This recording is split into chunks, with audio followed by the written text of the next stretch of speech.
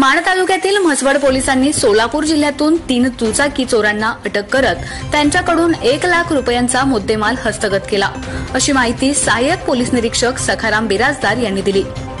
म्हसवड शहरातून व परिसरातून दुचाकी चोरी होण्याचं प्रमाण वाढत होतं। त्यानुसार पोलीस ठाण्यात तक्रार नोंद होत्या। पोलिसांनी अनेक ठिकाणी शोध घेण्याचा प्रयत्नही केला, मात्र त्यांना त्या प्रमाणात यश येत नव्हतं।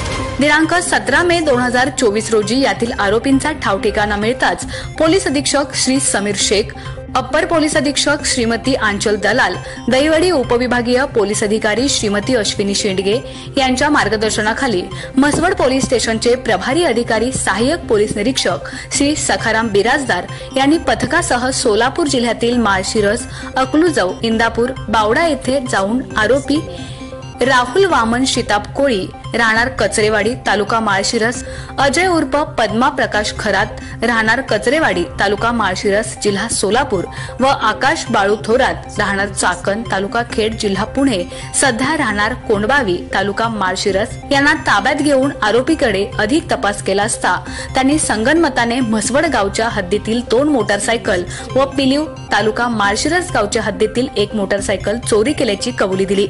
आरोपी यांनी चोरी केलेल्या 3 मोटारसायकली एकूण 1 लाख रुपये किमतीचा मुद्देमाल हस्तगत करण्यात आला।